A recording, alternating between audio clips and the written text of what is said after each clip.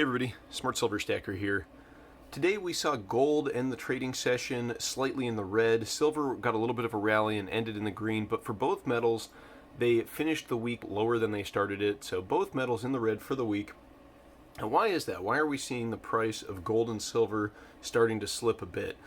Well, a lot of it has to do with the perceived risk of a recession. And certainly there are a number of factors at the moment in the global economy which could indicate that a recession is around the corner.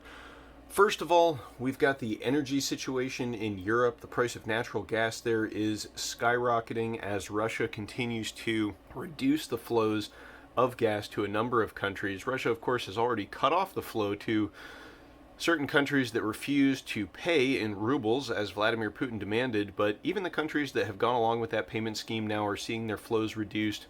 And this just has to do with the ongoing tension, the ongoing sanctions between Europe and Russia. And honestly, I don't really see that problem resolving itself anytime soon. In fact, I think it's going to continue to get worse as we go into the colder months this winter. One question that I think is something a lot of people are wondering is, why has Russia not just cut the flow of gas entirely? Certainly, Europe and Germany, Russia doesn't owe them any favors at this point. They've been sending weapons to Ukraine, which are being used to fight against the Russians. So, why are they still sending them energy at all? It's not like they need the revenue. They're getting plenty of revenue from sending oil and gas to new partners in Asia, such as India and China. In fact, Russia has now become China's #1 supplier of crude oil, surpassing Saudi Arabia. So, I think it's safe to say that Russia could cut the supply of gas and energy to Europe if they wanted to, and I think that that's probably coming. And in fact, I think the only reason that they've waited is because they may be trying to do it at the absolute most inopportune moment for European countries, meaning this winter. So, it is possible that they've just kind of been reducing the flow of gas to a trickle in anticipation of a final hammer blow in winter when they know the European economies will be the most vulnerable to a spike in energy prices. And so I think that that is certainly something that we should all be concerned about, and spiking energy prices are something which can bring in a recession. We've already seen a number of industries in Germany starting to shutter their doors, and there will probably be more businesses closing as the rising cost of energy makes doing business prohibitive. And so that will be followed by layoffs and all those other negative factors that coincide with a recession. And then also, Federal Reserve Chairman Jerome Powell gave some testimony this week, which seemed to stoke fears of a recession here in the U.S. He described the Fed's fight against inflation as an unconditional commitment to Congress. And this seems to have everybody thinking that the Fed is going to fight inflation no matter what. Now, this I'm a lot more skeptical of. I don't necessarily think that the Fed is going to have the kind of commitment that he is describing, especially if we do see a major downturn in the economy later this year. If we see a recession, it's almost certain that the Fed at some point is going to give up their inflation fight and reverse course. And it wouldn't be the first time that the Fed has given us the wrong idea about what's coming in the future. I mean, just like when the Fed told us that inflation was transitory, they were wrong. Just like when the Fed told us that inflation had peaked, they were wrong. I believe that when the Fed tells us they are going to get inflation under control, they're also wrong. And part of the reason is that, if the Fed really was committed to getting inflation under control, I think they would have already done it, because they've certainly had ample time over the past year and a half or so as inflation has continued to tick up. They've had plenty of time to raise rates in a meaningful way to get inflation under control, but they've clearly demonstrated that they're not willing to do that. They're not willing to sacrifice the quote-unquote economic recovery that we've had, which has been based almost entirely on the wealth effect. And I think this is going to continue to be their perspective if we have a recession. Eventually they're going to come back out and they're going to buy more assets, they're going to slash rates. And I think that the reason they're raising rates right now is just to try to get some ammunition for when that time finally comes. And why do I think that? Why do I think they're not just going to let us get hammered into a recession? Look at every economic downturn we've had over the past 2 decades or so.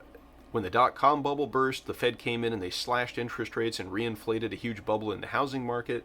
And when that burst in 2007 and 2008, of course, another time the Fed got it wrong. Ben Bernanke told us that the contagion in the economy was limited to the subprime market, but of course that turned out to not be true, so that's another one that they got wrong.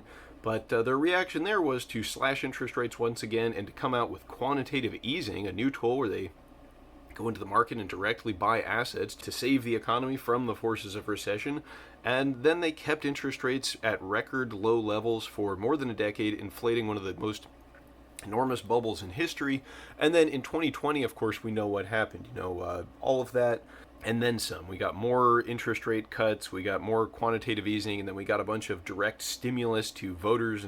And so, when this next recession comes around, I expect the reaction to be even more significant than in 2020. I mean, who knows how it's going to manifest itself? Maybe we'll get a central bank digital currency, we might get universal basic income, certainly we'll get some kind of bailouts for businesses in the financial sector, and this could be the final time they're capable of doing this before they destroy the dollar entirely.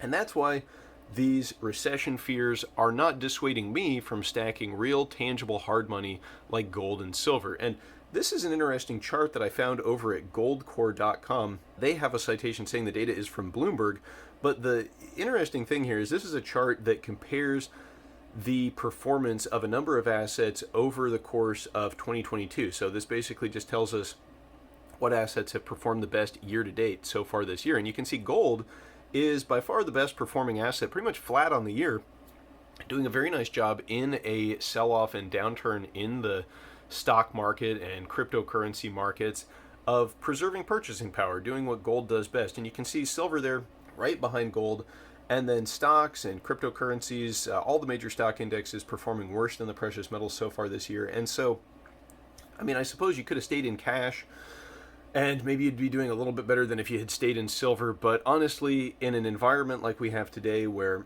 we have record debts, record deficits, the establishment has clearly shown that they are clueless about how to fight inflation. Joe Biden talking about a gas tax holiday to lower gas prices, and he's releasing oil from the Strategic Petroleum Reserve, all the while, still just spending tons of money, still maintaining tremendously inflationary and easy fiscal policy.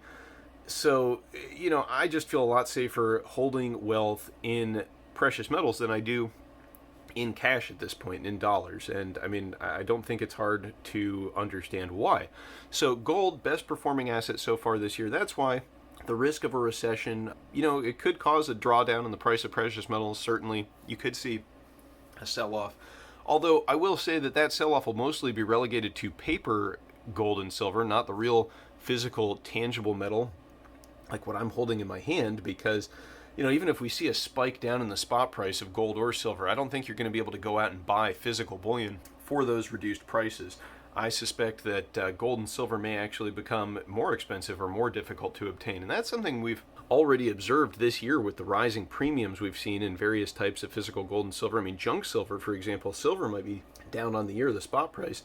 But if you have some junk silver, the premiums on that stuff have been rising so much that if you go to sell it today, you're probably going to get more than you would have at the beginning of 2022. So what does that tell you? It's a bit of a disconnect between the price of physical metal and the paper price of the metals. And, even if gold and silver do sell off in the event of a recession, I don't think they're going to sell off as much as stocks or cryptos or other assets. And that's, this chart from Bloomberg kind of tells us and paints that picture. Gold especially, I think, will remain a stable store of value throughout a recession. And it's not really the recession I think we have to be worried too much about. It is the Fed's response, like I mentioned earlier. In the event of a major economic recession or economic downturn, the Fed absolutely will reverse policy, and they're going to create so much fiat currency and print so much money trying to prop up the economic recovery that we have, quote unquote, that I think gold and precious metals could absolutely soar following a recession and the Fed's final ultimate reversal of their policy. And that's why I'm still stacking in 2022. It's not financial advice, I'm just telling you my opinion on what's going on. These videos, this channel, it's not a sales pitch. I'm not trying to get everybody out there to buy bullion. I don't sell gold and silver, so, I don't really have a dog in the fight. I'm just sharing with you my opinion on what will be the best asset class to be in when this economic downturn finally catches up with us. So let me know what you think in the comments down below. Are gold and silver a safe place to weather a recession, or is paper or stocks or crypto going to be the place to be? Let me know what you're doing. Let me know your thoughts in the comments down below. And I will catch you next time. Thank you all very much for watching. Smart Silver Stacker, out.